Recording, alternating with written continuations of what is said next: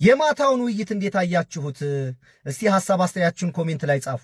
እኔ ባለው ሁኔታ እንኳን ውይይት በእንደዚህ አይነት መንገድ መካሄድ አለበት ብዬ ባላምንም ወደፊት አወያይ ኑሮ በስነ ስርዓት ርዕስ ተይዞ በዛ መንገድ ይወያያሉ ብዬ ተስፋ አደርጋለሁኝ። ለመጀመሪያ ቀን ጥሩ ነው፣ ግን በዚህ አይነት ሁኔታ ውስጥ ግን ሁሱ ላሳየው ጨዋነት፣ ዲሲፕሊን፣ መረጋጋትና ነገሩን ወደ ፖይንት እንዲመጣ የሚያደርገው ጥረት እኔ በበኩሌ አጨብጭቤያለሁኝ። ወጣት ልጅ በቃ እንግዲህ የተሻለ መረጋጋት፣ የተሻለ ትዕግስት፣ የተሻለ ጨዋነት መታየት የነበረበት እኮ እንደ እድሜውም እንደ መልኩም እንደ ጺሙም እኮ እፎይ ላይ ነበረ። ልጁ ምንድን ነው እነ ልጆቹ ላይ ያለውን እውቀት ጠንቅቆ ያውቃል። ግን እንዲህ አይነት ውይይት ይደረጋል? ያብተበራለ ማን ብለህ ነው? ይሄ ምንድን ነው? ከሁሱን አንደኛ ነጥብ አስጥሎ ፖለቲካውን ለመጠቀም፣ ሁለተኛ እሱን በማበሳጨት መስመር እንዲስት ማድረግ ነበረ። ልጁ ግን አንደኛ ነው፣ በጣም በቃ አንደኛ ነው በጣም። ከዛ በየግላቸው ግን በሁሱም ሳይድ ይሁን በዚህኛው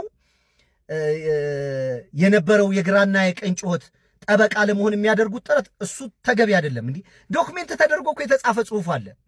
ዶክሜንት ተደርጎ የተጻፈን ቁርአን፣ ዶክሜንት ተደርጎ የተጻፈን መጽሐፍ ቅዱስ ጽሑፉን ልክ እንደ ሁሱ አንብቦ መጠየቅ አልቻለም። ይሄኛም መጽሐፉን እንኳን ሲያነበው ሰውን ለማበሳጨት የሚያደርገው ጥረት አይቻልም። ልጁ ከእውቀት ነፃ ነው። እፎይ በጤነኛ መንገድ ስርዓት አድርጎ መወያየት ባህሪና ልማድ የለውም። ጥላቻ ነው ያለው። ጥላቻ ደግሞ እውቀት አይደለም። እንዲህ ጥላቻ እንዴት እውቀት ይሆናል?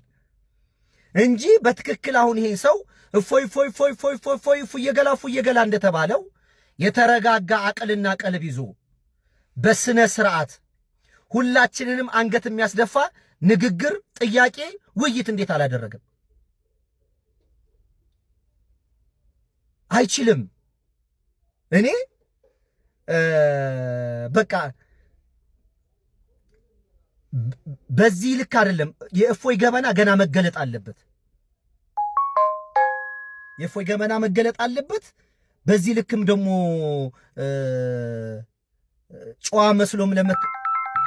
ጨዋ መስሎ ለመታየት ያደረገው ጥረት ራሱ አልተሳካለትም። ማለት ልጁ ግርግር መፍጠር ነው የሚወደው እንጂ ሰው ባለው ዕውቀት ከተማመነ በያዘው ነገር እርግጠኛ ከሆነ ባመንከው ነገርና እርግጠኛ በሆንክበት ነገር እኮ ግርግር እኮ መፍጠር አያስፈልግም። በቃ የማመንና የማሳመን እኮ አይደለም። ሁለቱም ከመጽሐፍ ተነስተው ከተጻፈው ተነስቶ ከሌለ የለም ነው፣ ካለ ደግሞ ባለው ነገርነት በጨዋነት ማስረዳት ነው። ግን አይቻልም። እፎይ ጋር እንደዚህ አይቻልም። ልማዱም ባህሪውም አይደለም። የሚሰራውን ቪዲዮ እዩ፣ እየቆራረጠ የሚያደርጋቸው ነገር እዩ። እኔ ሰሞኑን ባደረኩት እንኳን ብሮድካስት ስንት የተሳሳተ መረጃ ለሰዎች ለማሳየት እየቆራረጠ እንዴት አድርጎ እንደሰራው ማታም እኛ ቀን በላይቭ የተወያየነውን ለነ ዮኒ እያሳየ ነበር። በመጨረሻ ላይ በቃ አማራጭ በሌለበት መንገድ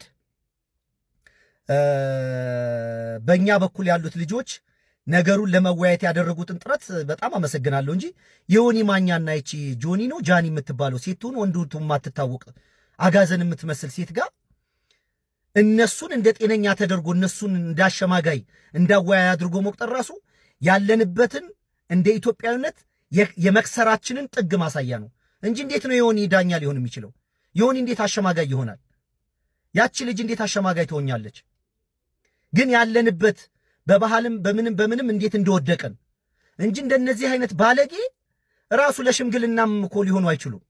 ግን የለንም። እንዲሁም ከጀመርን ቀስ እያለ መጥራቱ ስለማይቀር በሌላ ጊዜ በሌላ ሰዓት ደግሞ እፎይ